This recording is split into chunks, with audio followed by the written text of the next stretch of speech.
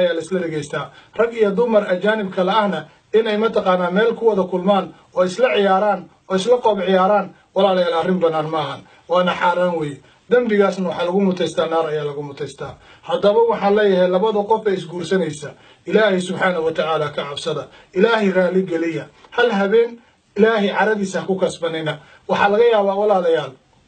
dambiga meeshaas ka dhaco ilaa qiyaamaha inuu ina daba saarnaado waxaa dhici karta dambigaas dartiis in aad guurkiina ku guulaysan weysaan waxaan leeyahay gaar ahaan gabadhuu sheegaya walaashayda muslimka ahay ilaahay subxaana wa tacaala ka cabso naar ka cabso maxaa yeelay aakhiro walaalayaal lagula xisaabtamaya waa marka xigtay waxaa la leeyahay arooskan waa gabdhaha bes gabdhaha waxaad moodaaba inaan ayaka dembi lagu lahayn oo mataqaanaa intay madaxa qawsadaan oo ay mataqaanaa muusiig tuntaan oo ay habeenkaas dhan boodboodaan waa ayay ilmahoodii dayacayaan ninkoodii dayacayaan gurigoodii dayacayaan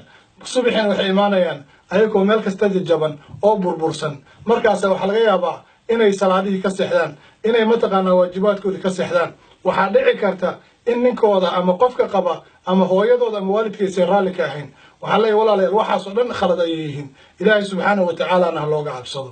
waxaa kaloo jirta